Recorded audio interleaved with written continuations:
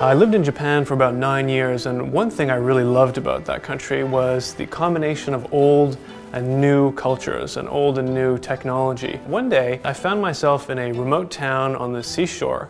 I walked into this hot spring, which is a public bath, and I was the only foreigner in town, and of course I had to take all my clothes off before you get into the public bath. And cheek to jowl in the tub are about 8 old Japanese men who looked up in shock at this tall, hairy foreigner walking in. But they were really nice, they made room for me, and I had a great conversation with these old folks, and I left.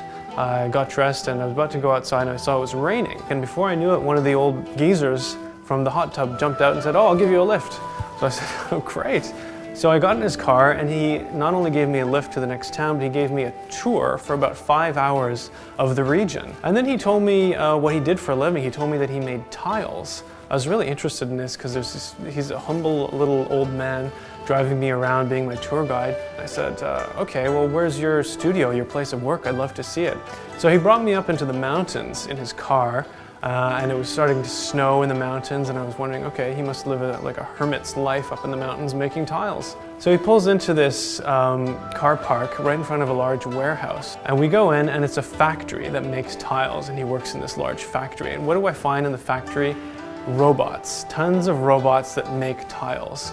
So this is another time travel experience for me in Japan, going from this really old world hot spring on the Sea of Japan coast to a factory just up in the hills full of robots that were picking up tiles, moving them along the assembly line, and it was just like a piece of Japan that was so authentic to me, and that's why I loved it.